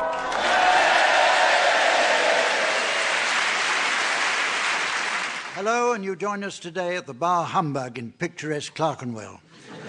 Clerkenwell has a very interesting history, but there's no time for that now.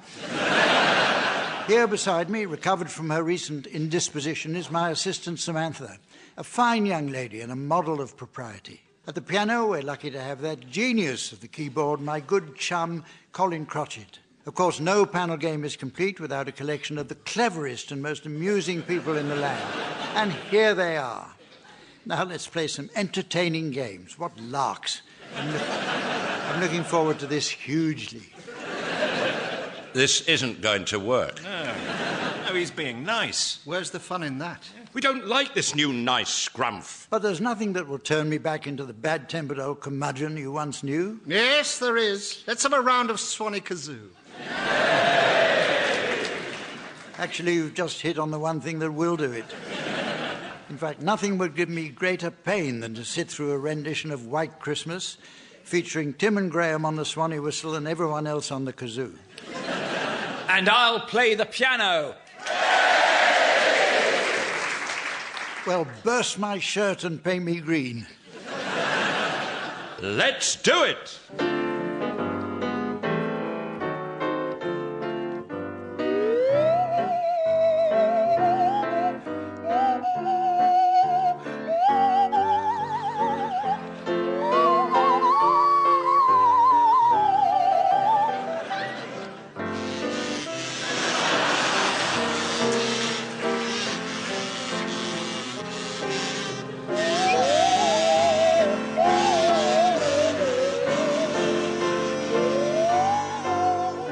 Well, ladies and gentlemen, as the nuts of time roast gently before the fireplace of eternity, and the plump bird of fate receives the stuffing of a lifetime,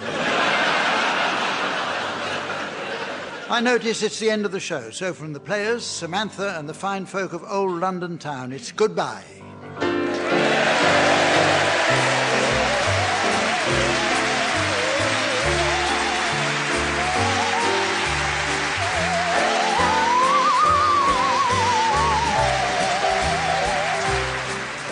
I'm Sorry I Haven't a Christmas Carol was narrated by Stephen Fry and starred Humphrey Littleton as Ebenezer Scrump, Colin Sell as his assistant Crotchet, Barry Cryer, Graham Garden, Tim Brooke Taylor and Jeremy Hardy as the Ghosts, Tony Hawkes as Fred, Sandy Toxvig as Mrs. Toxywig, Linda Smith as Mrs. Crotchet and Andy Hamilton as Prince Albert. Other parts were played by members of the cast.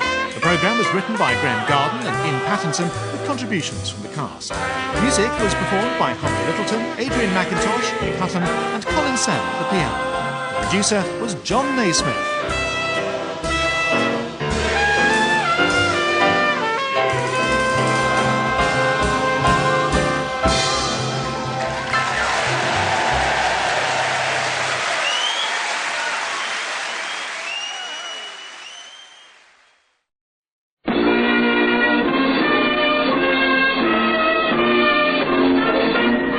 I'm Sorry I Haven't a Clue, a panel game. And your chairman this week, Barry Cryer.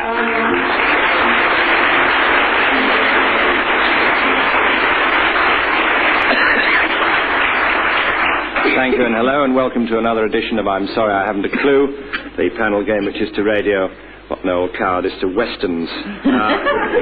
We don't have some fun in the next half hour. I'm a Dutchman, so it's hello from me, Hans van den Gelder. And we'd like to play a game that you can all play at home. We'd like to, but the BBC have told us to play. May I introduce the teams? Firstly, on my left, Joe, what am I doing here with four men, and who am I kidding? Kendall. Graham, there's something very nasty at the bottom of my garden. Bill, a funny thing, spoke to me on the way to the theatre. Oddie. And Tim, please stop calling me three little words. Brooke Taylor.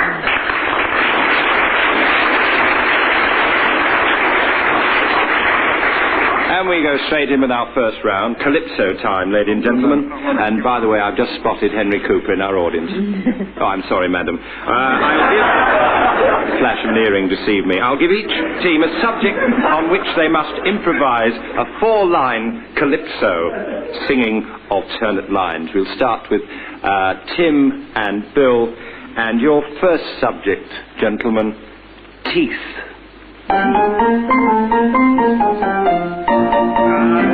Keep the rhythm going, then. We're going to have a big calypso about keep it. Keep it going. All right. Spin it out a little while. Oh, yeah. All right. Have another banana. Hang on.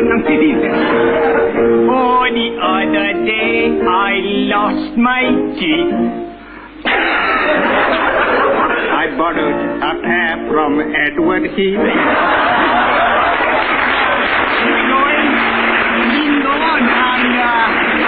Good. That gave us time to think. And and ever since that dreadful day, nobody believes a word I say.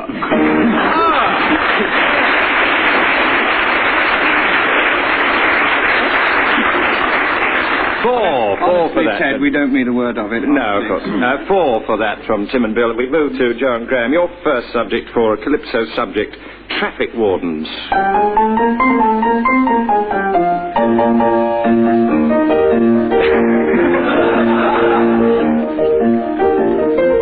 I met a traffic warden the other day.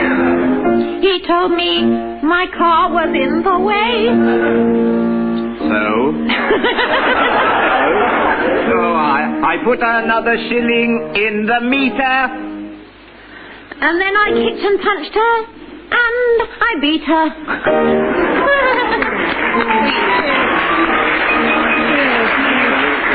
The art of the violence, The art of the anticlimax lives. No, I can give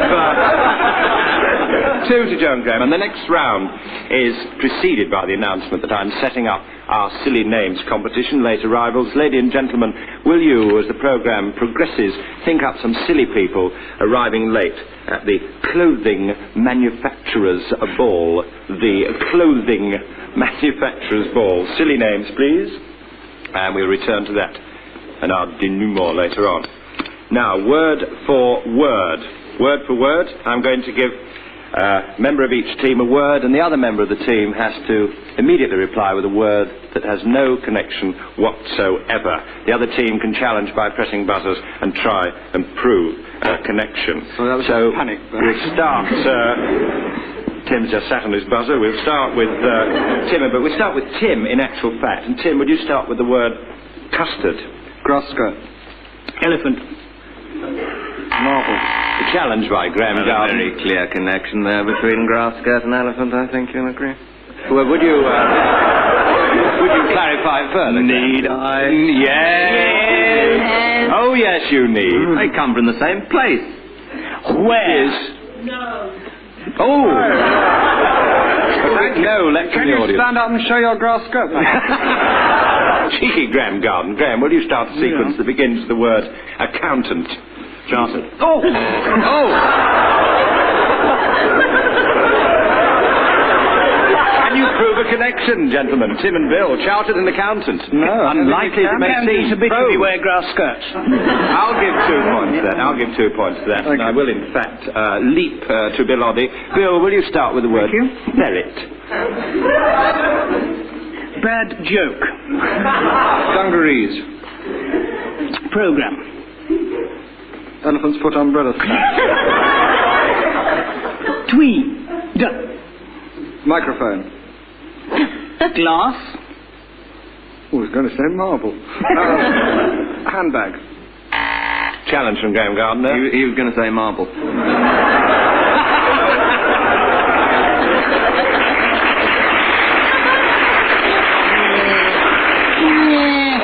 How do you know? 2 for that. I'll give the lad. And I think I'll ask Joe Kendall to say a word entirely unrelated to paintbrush.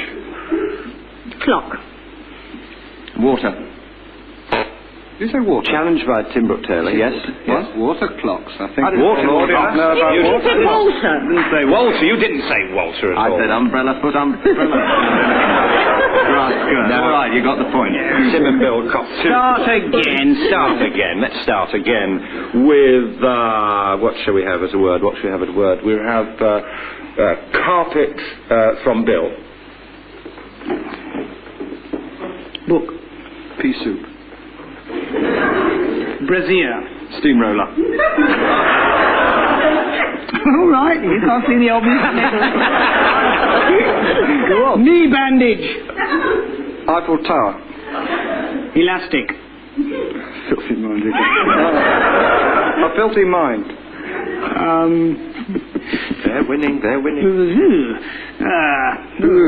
really follow that, can you? Tiger.